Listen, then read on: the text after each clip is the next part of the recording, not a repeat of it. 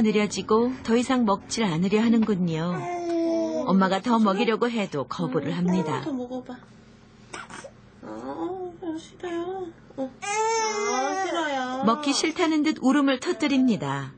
남은 양은 80cc. 평소 먹던 양대로 180cc만 먹은 것이죠.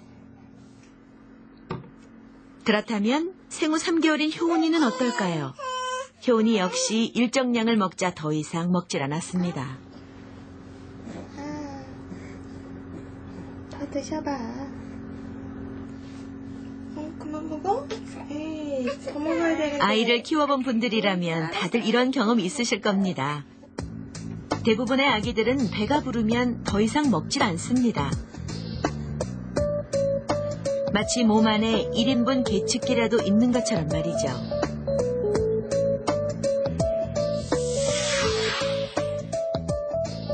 충분히 먹었다, 배가 부르다. 아기들의 몸속에는 정밀한 식욕 신호체계가 내장돼 있는 듯합니다. 불행히도 이 중요한 능력은 아기들이 점점 성장하면서 사라집니다. 우리 몸에서 1인분 계측기가 사라지는 것은 대략 만 3살 무렵부터입니다.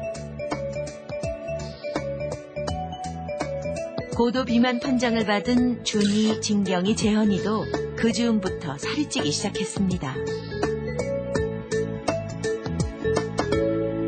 If you're a little bitty baby, you've got a really tiny little stomach, and that is, I think, the biggest determinant that leads them to eat a lot less, and to appear to be less influenced by the things around them.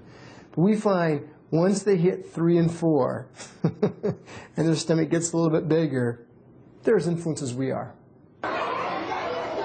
만 3세가 넘어서면 아이들은 정해진 1인분이 따로 없습니다. 이때부터 아이들은 어른들과 마찬가지로 주어지는 만큼 먹을 수 있게 되죠. 그렇다면 이후 아이들의 먹는 양을 결정짓는 것은 무엇일까요? 똑같은 맛과 모양을 가진 초콜릿이 있습니다. 한쪽에는 색깔별로 놓여져 있고 다른 한쪽에는 여러 가지 색깔로 섞어놨습니다. 아주 사소한 차이처럼 보이죠? 여기에 앞의 질문에 대한 힌트가 숨어 있습니다.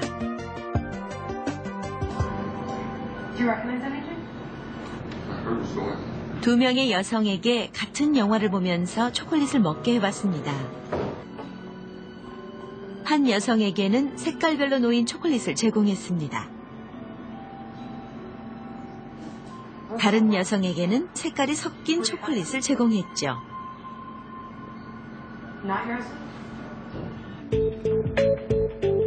별 의식 없이 두 여성들은 초콜릿을 먹기 시작합니다. 과연 먹은 양에 차이가 있을까요?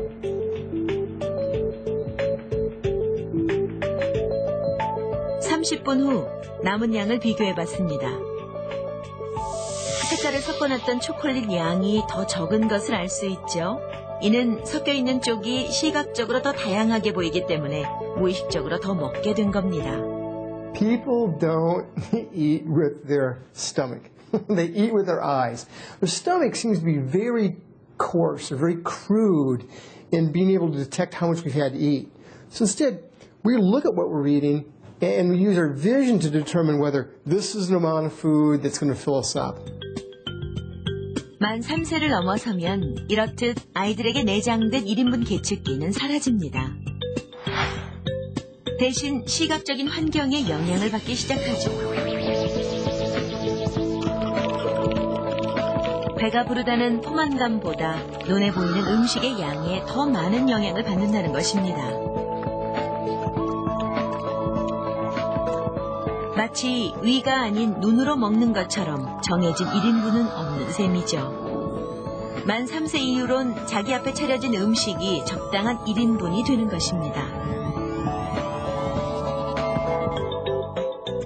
여기 2개의 접시가 있습니다. 하나는 크고 하나는 작습니다. 먼저 아이들에게 작은 접시에 먹을 만큼 궁중 떡볶이를 담아보게 했습니다. 맛있게 간식 먹을 준비 됐어요?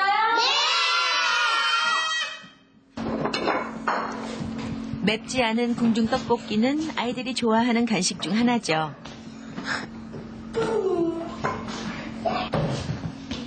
집게질이 서툴긴 하지만 아이들은 자신이 먹을 만큼 접시에 담습니다.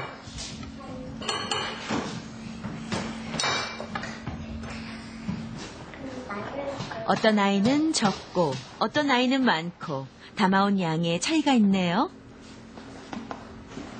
너희들이 좀 더 편하게 먹기 위해서 큰 그릇에 다시 담아볼 거거든요. 큰 그릇에 다시 한번 담아볼 수 있겠니? 네! 이번에는 아까보다 좀 더 큰 접시를 주고 아이들에게 먹을 수 있는 만큼 다시 담아보겠습니다. 내가 먹을 만큼. 과연 아이들은 똑같은 양을 담을까요? 아니면 더 많거나 적은 양을 담을까요? 아이들은 큰 접시에 마음껏 궁중떡볶이를 담기 시작합니다. 작은 접시와 큰 접시에 담긴 양의 차이가 느껴지시죠? 단 한 명의 예외도 없이 모든 아이들이 작은 접시보다 큰 접시를 줬을 때 더 많은 양을 담았습니다. 아이들은 무의식 중에 작은 접시에는 적게, 큰 접시에는 많은 양을 담은 것입니다. 작은 접시와 큰 접시 중 어느 쪽에 있는 게 떡볶이가 더 많아요? 큰 접시! In an average, you'll put about 28% more on this larger plate because it just looks right. The problem is that what we found in our research, which is published in the JAMA, the Journal of the American Medical Association, is that people end up eating about 92% of anything they serve themselves. 와플을 한번 보실까요? 어느 쪽이 더 커 보이나요? 혹시 작은 접시에 담긴 것이 더 커 보이진 않나요? 하지만 두 와플의 크기는 똑같습니다. 그렇습니다. 같은 양의 음식일지라도 어떤 크기의 그릇에 담느냐에 따라 많아 보이기도 하고 적어 보이기도 합니다.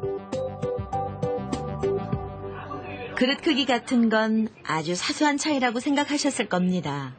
하지만 이것이 우리 아이들을 과식하게 만듭니다. 아빠와 같은 크기의 그릇에 밥을 먹던 준이 기억하시죠? 준이처럼 큰 그릇에 먹다 보면 먹는 1인분 양은 점점 늘어가기 마련입니다.